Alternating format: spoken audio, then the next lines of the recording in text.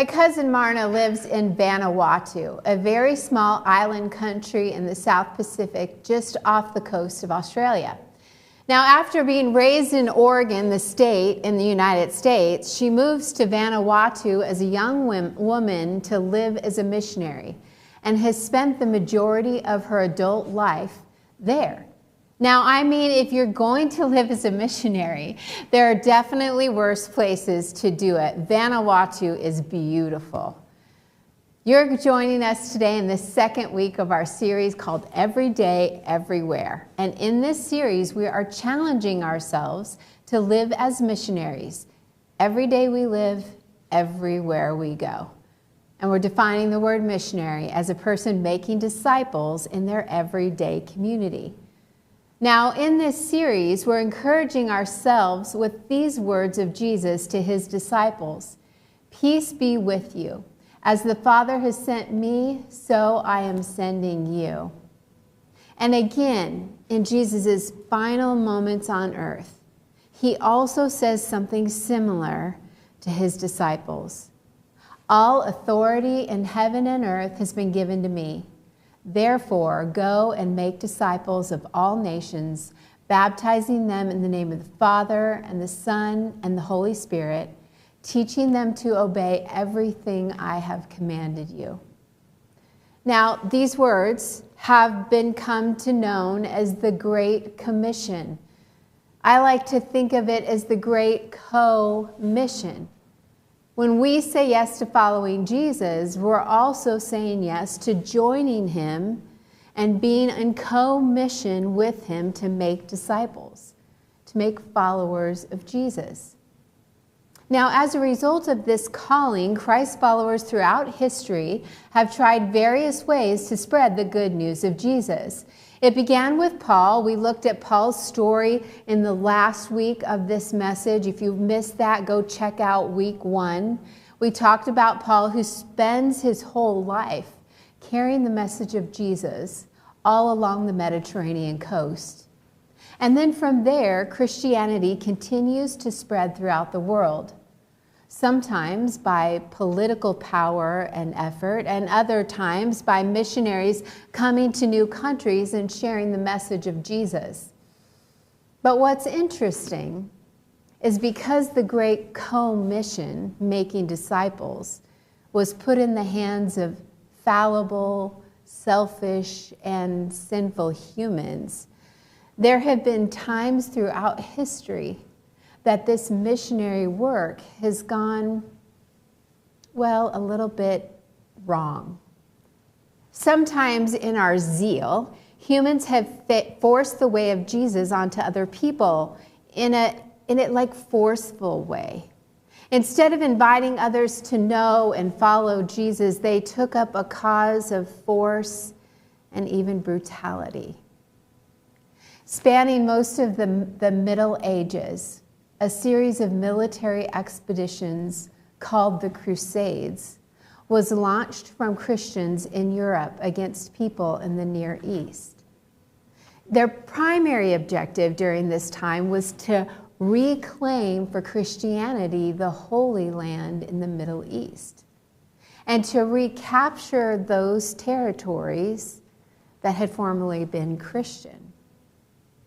So carrying the cross of Jesus, the Crusades were often about power and land conquest, and this did not always translate into spiritual transformation of the people and a love for Jesus amongst the people. Now, I imagine for some of those being conquered, Christianity felt like military might and oppression, instead of love and good news and spiritual transformation. And as a result, we live with some historical pain that people might feel as a result of a good mission gone wrong. I encountered a picture of this historical pain in the story of a tour guide in Linz, Austria. My husband and I recently visited this beautiful country, and our guide was a man in his mid-60s, And he told the story of his country through the lens of his own personal experience. Now, if you've ever traveled to Europe, were likely inspired by the massive Catholic church buildings. So many buildings, so many churches on such a grand scale. They are the center of most European communities. Beautiful buildings whose architecture and stained glass and statues tell the story of the birth, death, and resurrection of Jesus. Now, our guide in Austria had a resentment towards these structures. The beauty did not necessarily inspire him. Instead, it irritated him. And although he could appreciate the grand architectural accomplishment, and he could appreciate the beauty, these buildings represented for him a type of religious oppression. As a citizen of Austria, his family was forced to pay taxes to the Catholic Church and generally pressured to practice Catholicism. Now, he said the first thing that he did when he turned 19 years old was go to the government office and declare himself a non-Catholic, which actually caused some social trouble and awkwardness for his family. He resents that even still today, a portion of his taxes go to the Catholic Church. Now, one of the ways that Christianity has spread throughout the world was political. Saint Stephen, the first king of Hungary, integrated the country of Hungary into the European Christian nations. So the country gained protection and power by declaring that they would be Christian. And while in power, Saint Stephen encouraged the spread of Christianity by handing out severe punishment to those who ignored Christian customs. So in some ways, Christianity was spread because those with military might and political power forced this upon the people. Did people come to sincere faith in Jesus in each of these countries throughout history? Yes, for sure. But there are many who rebelled against the religious requirement.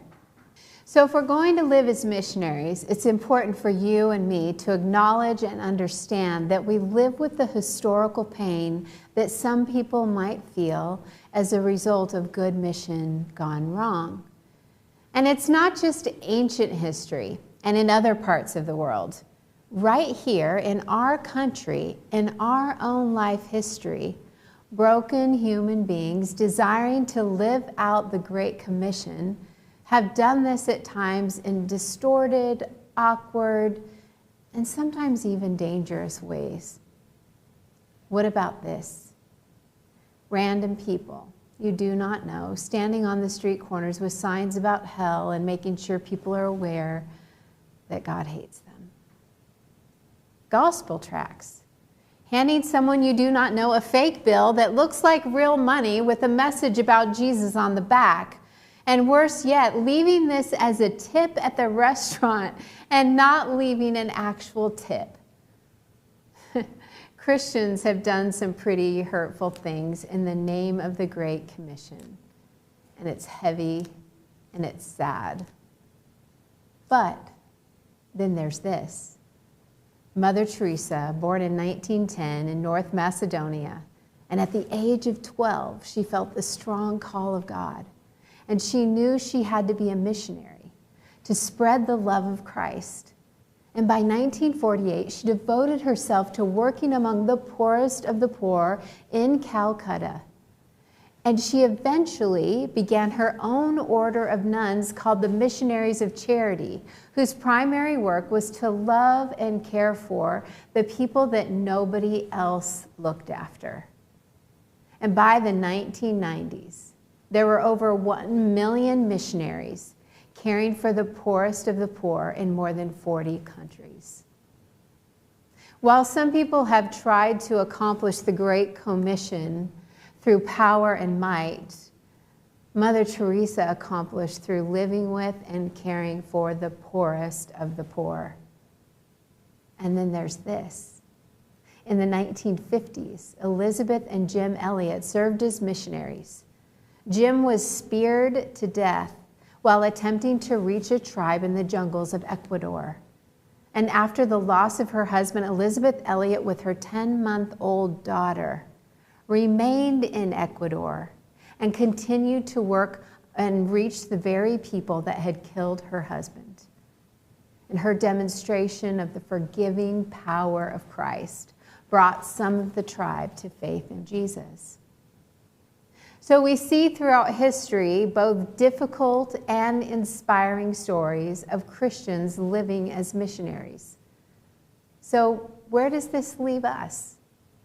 My hope is that this walk through history, those of us who are followers of Jesus, it leaves us even more prepared to face and then push through our own fears and apprehensions about our calling as missionaries. Now, my guess, after talking to so many Christ followers over the years, is that in this room, those of you that are watching, wherever you are, there are a variety of reasons why we, at the very least, fear and at the very most reject our missionary calling. And here's what I suspect are the top 3 reasons we might do that. First, we feel like living as a missionary, historically, like the Crusades or even currently the Christian tracts and people holding signs, it just feels ick. We do not want to be in the category of people who share Jesus with others in a weird and maybe even wrong ways. Ways that feel self-serving, ways that feel like we're being right or trying to win or trying to look good, and other icky motives. That just feels off, and we don't want to be a part of it. Or second, we think living as a missionary feels wrong. We think it's wrong for us to impose our ideas on someone else or to make others think like we think. Some of us are more of a, hey, you do you, I'll do me kind of people, and our faith is a private matter that we don't feel we need to share with anyone. Or third, we expect that living as a missionary will feel isolating. That if people know that we follow Jesus, and we want them to follow Jesus too, that they will not want to be our friend. They will think we have an agenda for them, and it's game over for us socially, at the office, at school, or in our neighborhood. All of those thoughts, they're fair. I sometimes have them too. So how do we move forward to fulfill our missionary calling that Jesus has for all of his followers? Well, the first thing I think we do is we understand our calling. In one of Paul's letters to the Corinthian church, and remember Paul was the first ever missionary, and he writes letters back to the churches that he helped start. And in one of those letters, he's addressing how some people are arguing about who they follow. Some say they follow Paul, and some say they follow Apollos. And to address the argument, Paul says this: what, after all, is Apollos, and what is Paul? Only servants, through whom we came to believe, as the Lord assigned to each his task. I planted the seed, Apollos watered it, but God has been making it grow. So neither the one who plants nor the one who waters is anything, but only God who makes things grow. See, we can't make anyone follow Jesus. We're mere humans. That is not really our job as missionaries. It's not. It's not our job to make anyone think or do anything. It's our job to plant and water seeds of our own story. We share the truth of our own experience with Jesus, what an encounter with Jesus has done for us. We don't convince or coerce, we just share our story. And we'll talk about that in way more detail in week 4 of this series, so stay tuned and keep watching. So, we can take ourselves off the hook. We are not telling people what to think or believe. We are sharing our experience with Jesus. And people are way more interested in what is real for you than you trying to be right about something. Second, we right-size our expectations. Not everyone who we are in community with is going to come to faith in Jesus. Jesus describes this in a story he told. He says this, listen, a farmer went out to sow his seed, and as he was scattering the seed, some fell along the path, and the birds came and ate it up. Some fell along the rocky places where it did not have much soil. It sprang up quickly because the soil was shallow, but then the sun came up and the plants were scorched, and they withered because they had no root. Other seed fell among thorns, which grew up and choked the plants, so they did not bear grain. Still other seed fell along the good soil, and it came up and it grew to produce a crop, some multiplying 30, some 60, some 100 times. So in our lifetime, maybe a few, maybe dozens, or maybe hundreds will follow Jesus because of your influence. But it won't be everyone. But those who do will also produce a crop of 30, 60, or 100 times. So don't worry about outcomes. Instead, plant the seeds of your story. And third, we make love our motive. See, historically, it feels like when the motives were selfish, the missionary work was without love.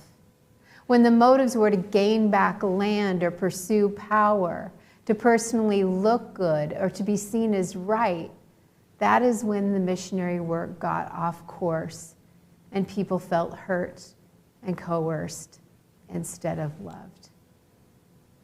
But when we follow Jesus and live out our calling as missionaries, it is never about us seeking popularity, greatness, or success.